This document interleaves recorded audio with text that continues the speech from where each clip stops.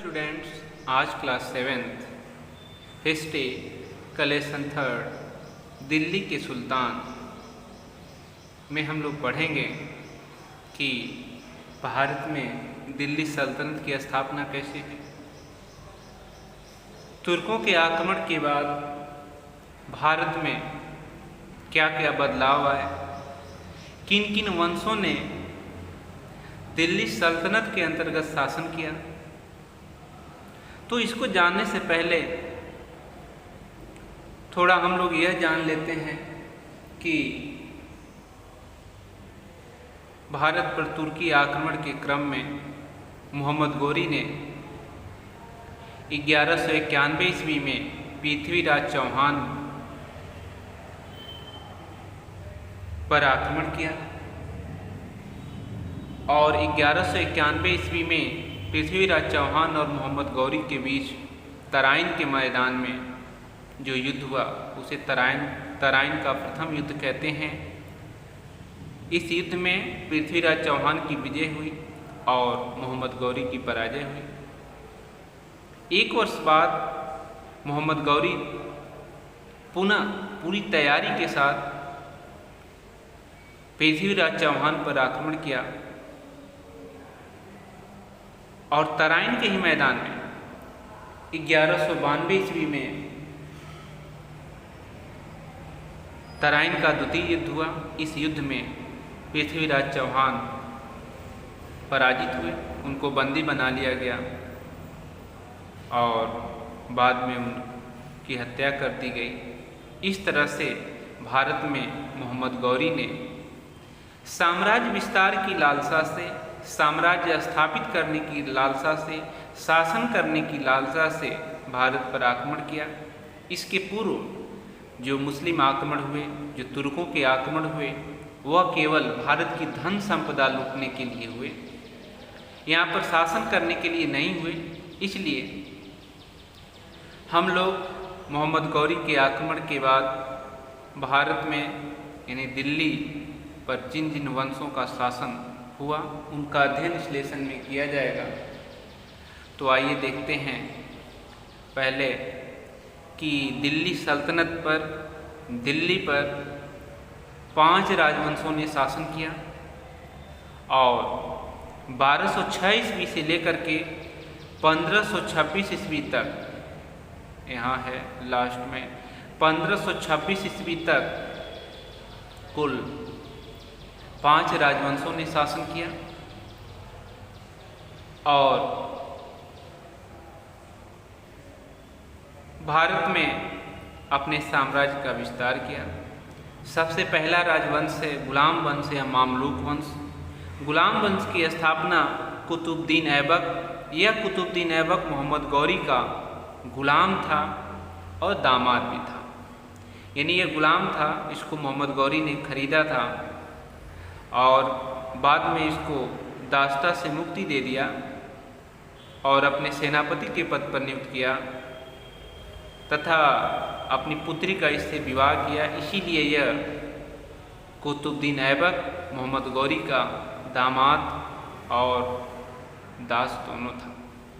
तो इसने यानी मोहम्मद गौरी के मृत्यु के बाद कुतुबुद्दीन ऐबक ने दिल्ली में मामलूक वंश या गुलाम वंश की स्थापना की।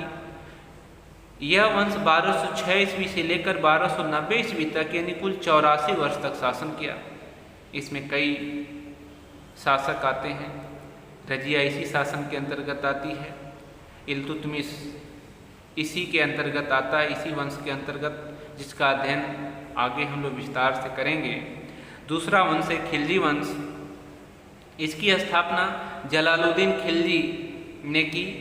इसका शासन काल है 1290 से लेकर 1320 ईस्वी तक, यानी 30 वर्ष तक शासन किया कुल। आगे है तुगलक वंश। तुगलक वंश की स्थापना गयासुद्दीन तुगलक ने की। इस वंश ने दिल्ली सल्तनत पर 1320 से लेकर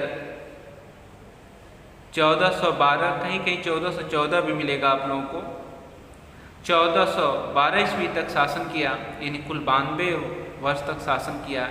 यह दिल्ली सल्तनत पर सबसे अधिक समय तक शासन करने वाला वंश था। उसके बाद आता है सैयद वंश। सैयद वंश की स्थापना खिज्र खान ने की।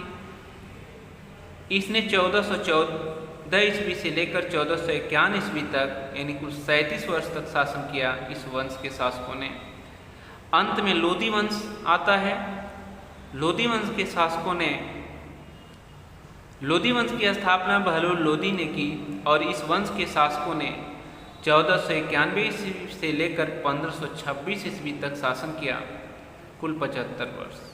यानी यह प्रश्न पूछा जाता है कि दिल्ली सल्तनत पर सबसे पहले शासन करने वाला वंश गुलाम वंश और सबसे अंतिम वंश लोदी वंश। ठीक। सबसे कम समय तक शासन करने वाला खिलजी वंश 30 वर्ष तक केवल शासन किया और सबसे अधिक समय तक शासन करने वाला यह तुगलक वंश 92 वर्ष तक किया। यानी इसमें हमें किस वंश की स्थापना किसने की और यह वंश कितने समय से लेकर कितने समय तक शासन किया, यह याद रखना है आप लोगों को। आगे हम लोग एक एक वंश के बारे में, उनके शासकों के बारे में पढ़ेंगे। सबसे पहला वंश है गुलाम वंश। यह मामलूक वंश भी इसको कहते हैं, क्योंकि इस वंश के अधिकतर शासक किसी न किसी के गुलाम थे, इसलिए इस वंश को ही गुलाम वंश का नाम दिया गया। इस वंश की स्थापना 1206 ईस्वी में कुतुबुद्दीन ऐबक ने की थी। इस वंश के 3 शासक गुलाम थे जो महत्वपूर्ण शासक थे, इसलिए इस वंश को गुलाम वंश का नाम दिया गया। यह कुतुबुद्दीन ऐबक के बारे में है कि यह जो है कुतुबुद्दीन ऐबक मोहम्मद गौरी का गुलाम तथा सेनापति था और दामाद भी था। कुतुब मीनार का निर्माण करवाया इसने। जो दिल्ली में स्थित कुतुब मीनार है उसका निर्माण का कार्य इसी ने प्रारंभ किया। प्रश्न पूछा जाएगा कुतुब मीनार का निर्माण किसने किया, तो कुतुबुद्दीन ऐबक। कुतुब मीनार को किसने पूर्ण करवाया, तो इल्तुतमिश। यानी यह अभी कुतुब मीनार पूर्ण नहीं हुई थी तब तक इसकी मृत्यु हो गई, तो निर्माण का कार्य इसने ही प्रारंभ किया था। अजमेर में कुतुबुद्दीन ऐबक ने अजमेर में 2.5 दिन का झोपड़ा का निर्माण करवाया। अजमेर में एक मंदिर को तोड़ करके 2.5 दिन में एक मस्जिद बनवाया, उसी का नाम है 2.5 दिन का झोपड़ा।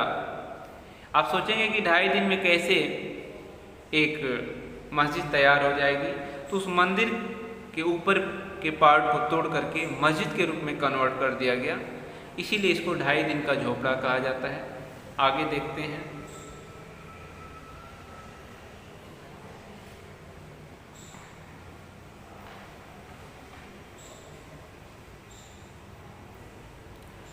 इसने दिल्ली में कुव्वतुल इस्लाम मस्जिद बनवाई। अजमेर में 2.5 दिन का झोपड़ा नामक मस्जिद का निर्माण करवाया। दिल्ली में कुव्वतुल इस्लाम मस्जिद का निर्माण करवाया। इसने हिंदुओं तथा मुसलमानों के साथ उदारता का व्यवहार किया, इसलिए इसे लाखों में दान करने वाला लाख बख्श की उपाधि दी गई। यानी पूछा जाएगा कि लाख बख्श की उपाधि किसे प्रदान की गई, तो कुतुबुद्दीन ऐबक को।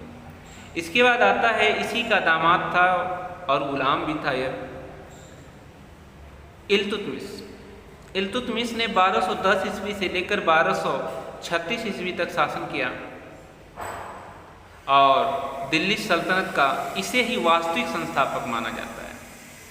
यानी वह 1206 से 4 वर्ष तक में दिल्ली को सुदृढ़ नहीं कर पाया, अपनी शासन व्यवस्था को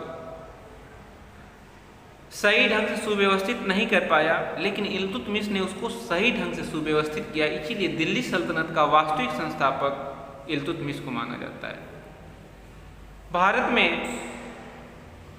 भारत को चंगेज खां के आक्रमण से इल्तुतमिश ने बचाया। कुलीन वर्ग के 40 सरदारों यानी 40 का गठन किया। इन तुर्कान चेहलगानी जिसको कहते हैं, 40 सरदारों का एक दल बनाया जिसको तुर्कान चेहलगानी या 40 सरदारों का दल कहते हैं, का गठन किया, जिसके माध्यम से यह इल्तुतमिश शासन करता था। इल्तुतमिश साम्राज्य को इक्ता में विभाजित किया, इक्ता में बांटा। जैसे आज देश को प्रांत में बांटा जाता है, उसी तरह से इक्ता में बांट दिया शासन व्यवस्था को सुचारू ढंग से चलाने के लिए। इसने इल्तुतमिश ने चांदी तथा तांबे के सिक्के का प्रचलन किया। कुतुब मीनार के निर्माण को पूरा करवाया। पीछे बताया कि कुतुब मीनार का निर्माण कुतुबुद्दीन ऐबक ने किया, परंतु उसको पूर्ण करवाने का कार्य इल्तुतमिश का था। इसके बाद इसके जो उत्तराधिकारी थे योग्य नहीं थे, अतः इसकी पुत्री जो रजिया थी उसमें शासक के गुण थे। अतः इल्तुतमिश ने अपनी पुत्री रजिया को ही अपना उत्तराधिकारी नियुक्त किया, जिसने 1236 ईस्वी से लेकर 1240 ईस्वी तक शासन किया। तो यह रजिया जो थी इल्तुतमिश की पुत्री थी, यह मध्यकालीन भारत की प्रथम शासिका थी। यह पुरुषों के वस्त्र को धारण करती थी, तलवार चलाती थी, घोड़े पर सवार होती थी। जो पुरुष तुर्क थे, मुसलमान थे, उनको यह पसंद नहीं आता था कि एक स्त्री के सामने सिर झुकाया जाए।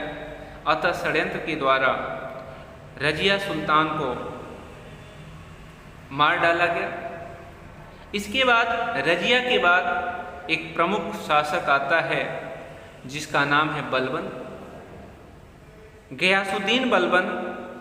ये 1266 से लेकर के 1286 ईस्वी तक शासन किया। इसकी नीति जो थी रक्त एवं लौ की नीति थी। यह खून खराबे में व्यवहार करता, विश्वास करता था। इसकी नीति का नाम था रक्त एवं लौ की नीति। इसने 40 तुर्कान चहलगानी जो बताए पीछे इल्तुतमिश ने जिसकी स्थापना की थी, जिसका गठन किया था, 40 सरदारों का दल था, उसकी शक्ति को यह नष्ट कर दिया। क्यों नष्ट किया? क्योंकि यह तुर्कान चहलगानी यानी 40 जो सरदार थे वह सुल्तान के ऊपर अंकुश लगाते थे। और बलबन ने सोचा कि हमें यदि स्वतंत्र पूर्वक शासन करना है तो सबसे पहले इनका दमन करना जरूरी है, नहीं तो यह षड्यंत्र करके हमारी शक्ति को नष्ट कर देंगे, हम स्वतंत्र रूप से निर्णय नहीं ले पाएंगे। इसलिए इसने तुर्कान चहलगानी को नष्ट कर दिया। मंगोल आक्रमण से रक्षा किया।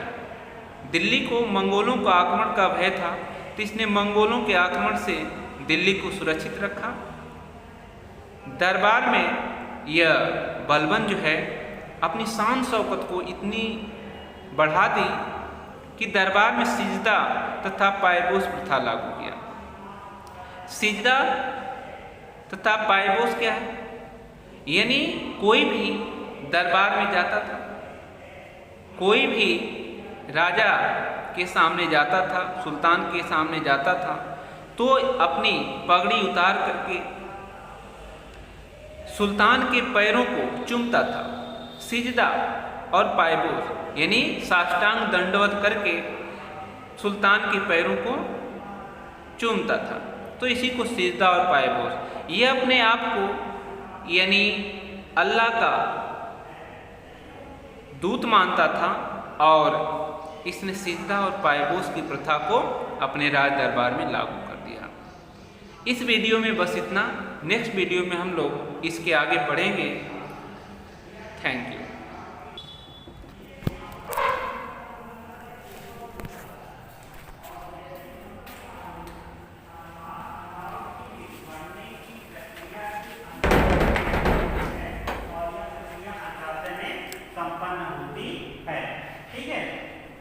या ऐसे भी डिफाइन कर सकते हैं अंडाशय की जो जनन उपकला होती है। तो अंडाशय जो है एक आवरण द्वारा घिरा रहता है जिसे जनन उपकला कहते हैं। तो इसी जनन या जर्मिनल एपिथेलियम की जनन कोशिका जो होती है, जनन उपकला की जनन कोशिका जो होती है वही अंडाणु का निर्माण करती है। तो यही अंडा